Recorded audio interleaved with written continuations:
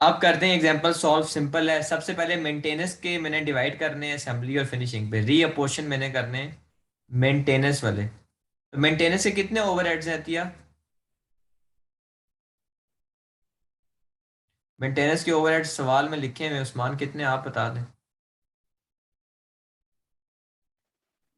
Sir maintenance के जो overheads हैं वो $18,600। 600 है ये लिखे हुए, ठीक है अतिया, टोटल ओवरहेड्स यानी कि टोटल इनडायरेक्ट कॉस्ट जो कि 18,600 है। अब इसको मैंने डिवाइड करना है असेंबली और फिनिशिंग पे। असेंबली पे 18,600 का 60% आएगा।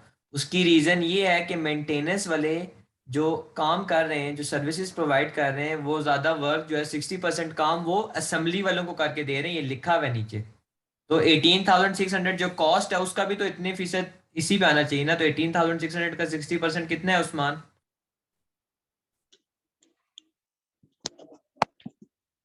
सर 1116। 1,116। सर ये गलत हो गया सर, गलत गलत हो है गया। ये, 18,600। 1000 एक जीरो अंदर से मिस हो गया था। 11160। 11,160। और फिनिशिंग? 7440। समझ आई है आपको? जी। 7,440। अब यही देखिए, अभी हमने अतिया क्या किया, यही जो 18,600 है मेंटेनेंस का, ये हमने फेयर बेसिस पे दोबारा रीडिवाइड कर दिया असेंबली और फिनिशिंग पे। यानी कि जी सर।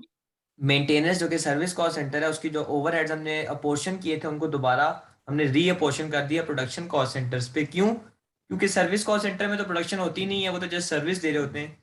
लेकिन हमने उनकी भी कॉस्ट को तो रिकवर करना है। वो तभी हो सकती है जब हम कॉस्ट को प्रोडक्शन डिपार्टमेंट की कॉस्ट में शामिल करें और देन जाके हम एक यूनिट में प्रोडक्ट की शामिल करें, जो कि अगला स्टेप है हमारा, उसमें हम करेंगे। ये तो क्लियर हो गया। अब मैं आप लोगों को दोनों को दे रहा हूँ, 3 मिनट्स दे रहा हूँ, ठीक है? आपने मुझे कैंटीन के रीअपोर्शन करके देने हैं, कैंटीन के रीअपोर्शन करके देने हैं आपने मुझे। कैंटीन के हैं 6,600। अब आपने मुझे बताना है कि 6,600 का कितना आपने असेंबली को देना है और कितना आपने फिनिशिंग को देना है।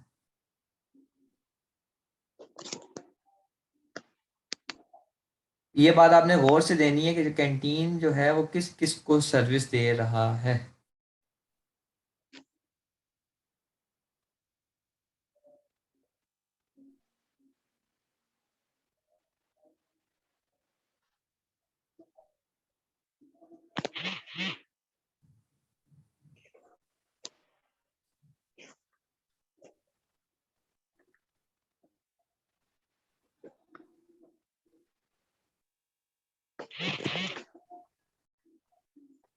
टोटल नंबर ऑफ एम्प्लॉयज कितने लेंगे आप लोग दोनों, मुझे बता दें। सर 18 ÷ 48 पहले करेंगे असेंबली के लिए, और फिर उसको मल्टीप्लाई कर देंगे 6600 के साथ। दूसरे को भी बिल्कुल। इसी तरह करेंगे, 30 ÷ 48 मल्टीप्लाई बाय सिक्सटी सिक्स अतिया हंड्रेड समझ आई है आपको? जी सर, करते हैं।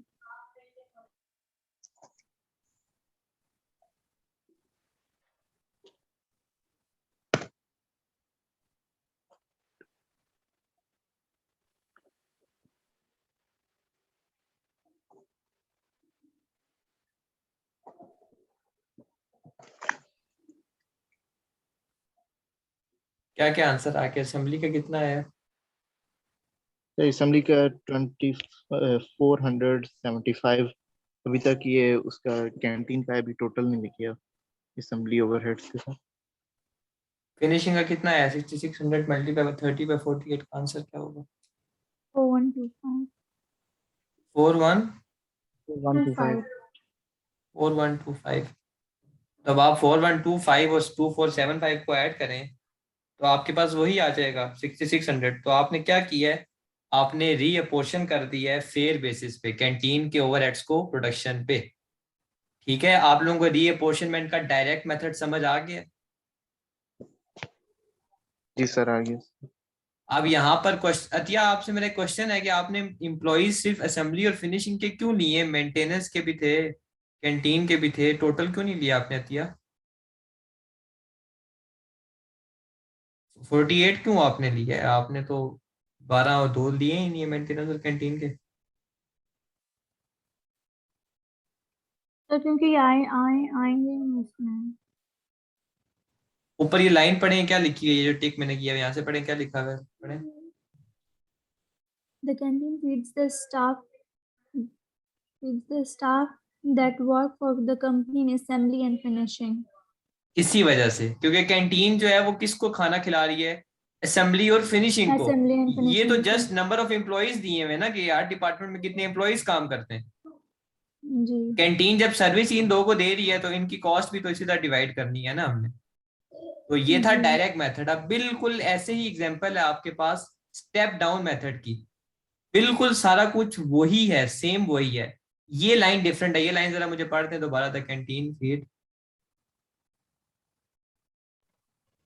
The canteen feeds all the staff that work for the company in maintenance, finishing, and assembly, but the maintenance staff do not provide support for the canteen equipment. Step down method. मैंने आपको क्या कहा था कि एक service वाला दूसरे service वाले को भी सर्विस देगा, सिर्फ एक, दोनों एक दूसरे को नहीं, सिर्फ एक।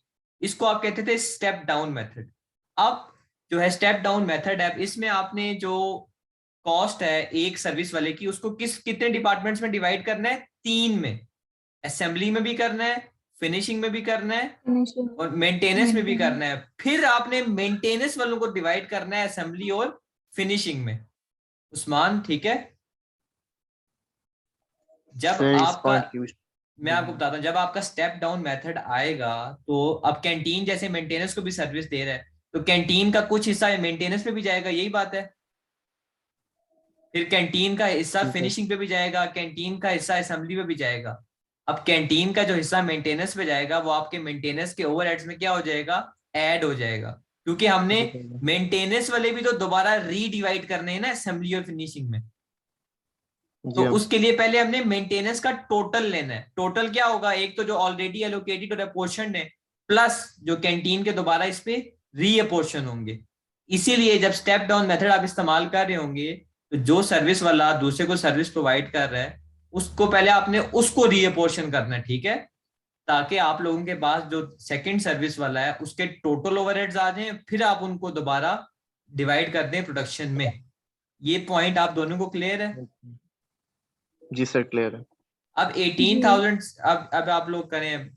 पहले आप लोग मुझे बताएं किसके लिए पोर्शन करेंगे, मेंटेनेंस के कैंटीन के? अतिया किसके लिए पोर्शन करने पहले? Canteen. कैंटीन के, बिल्कुल। टोटल कॉस्ट है 6600। ये 6600 3 डिपार्टमेंट्स में डिवाइड होगी, असेंबली, फिनिशिंग और मेंटेनेंस। तो कैसे करेंगे? बिल्कुल वही फॉर्मूला था।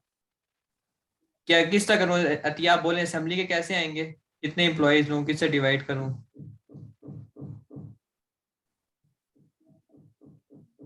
66,000 multiply by ये 60%. ये लिखूं, ये इस तरह, ये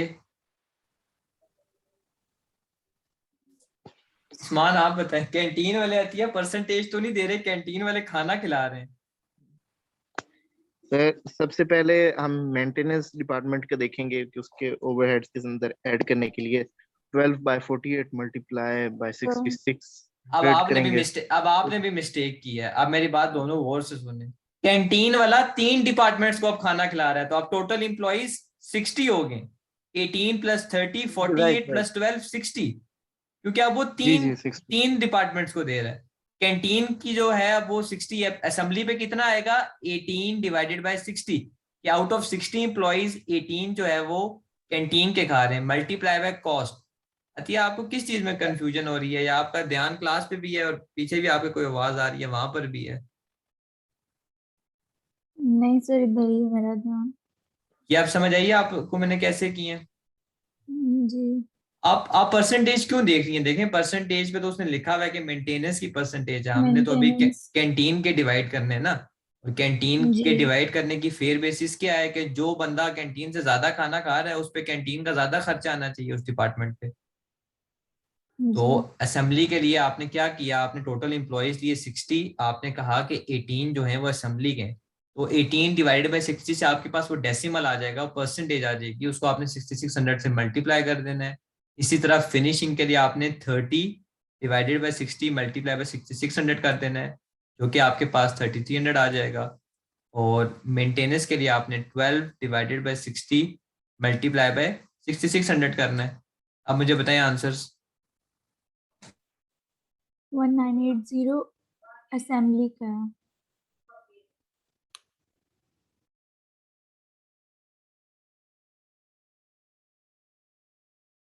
और मेंटेनेंस का कितना होगा?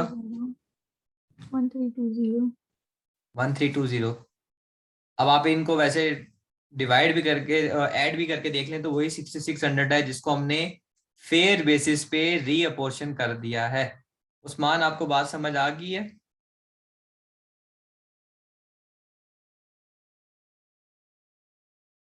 जी सर, समझ आ गई।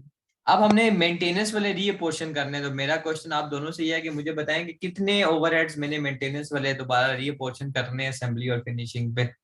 अतिया, आप पहले बताएं।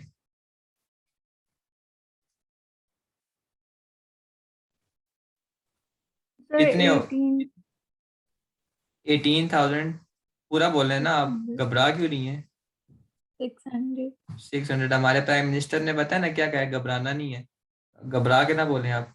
18,600 सिर्फ करेंगे उस्मान, या कोई और भी कॉस्ट है मेंटेनेंस की? 19,920 इसके जो रीअपोर्शमेंट वाली कॉस्ट आ रही है उसको भी वो ऐड भी तो करेंगे। ऐड करेंगे नतिया, वो भी तो 8 रीडिवाइड है। होगी है ना। इसीलिए तो हम स्टेप डाउन में मैंने आपसे कहा है कि जो कैंटीन वाला दूसरे को, कैंटीन वाला तो नहीं, जो सर्विस वाला सर्विस दे रहा है उसको पहले डिवाइड करें, ताकि सेकंड वाले की आपके पास टोटल कॉस्ट आ जाए ना, फिर उसको आप दोबारा असेंबली और फिनिशिंग पे डिवाइड करें। 18,600 को तो अतिया आपने करना ही करना है, प्लस 1320 जो है मेंटेनेंस वाले पे जो कैंटीन का है वो भी तो करना है। तो टोटल ओवरहेड्स कितने हो जाएंगे Usman? Sir total overheads maintenance के 19,920 हो जाए।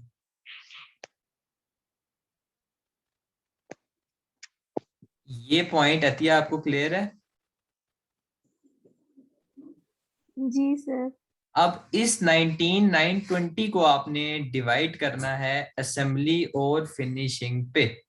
ठीक है, मेंटेनेंस वाला सिर्फ असेंबली और फिनिशिंग को काम करके दे रहा है, ये बिल्कुल क्लियरली इस पैराग्राफ में मेंशन्ड है। 60% असेंबली को और फिनिशिंग को 40%।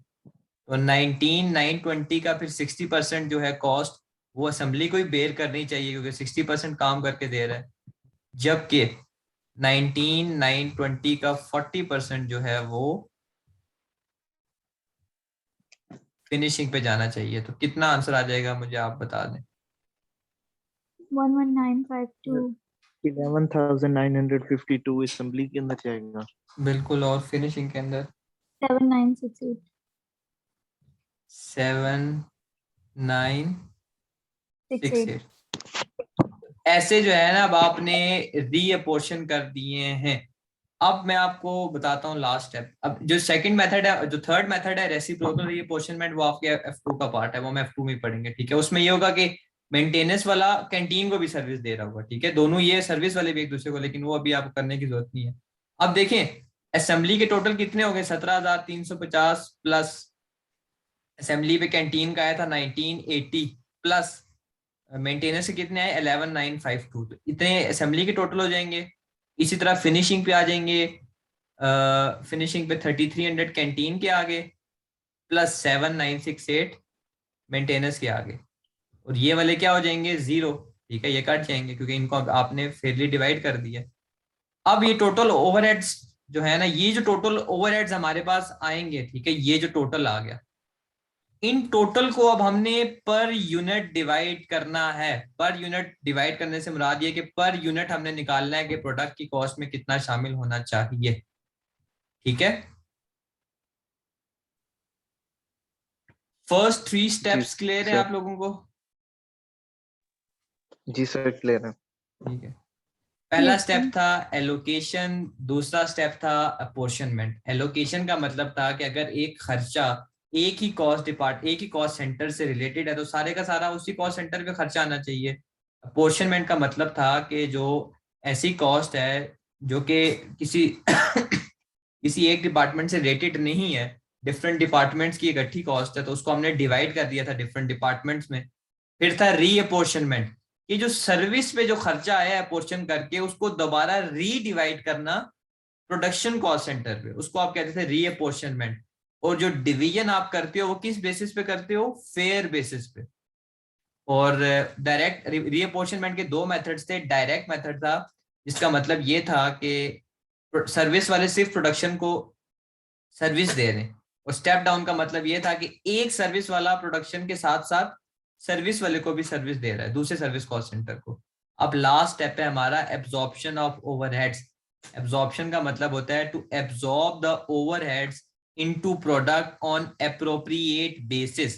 एप्रोप्रिएट बेसिस का मतलब है कि किस बेस पे हमने करना है, तो वो डिफरेंट होंगी, वो वेरी करेंगी। क्वेश्चन में आपको बताया जाएगा कि यार आपने शामिल करना है पर यूनिट, आपने शामिल करना है पर मशीन आवर, आपने शामिल करना है पर लेबर आवर, ठीक है, वो आपको क्वेश्चन में स्पेसिफाइड होगा।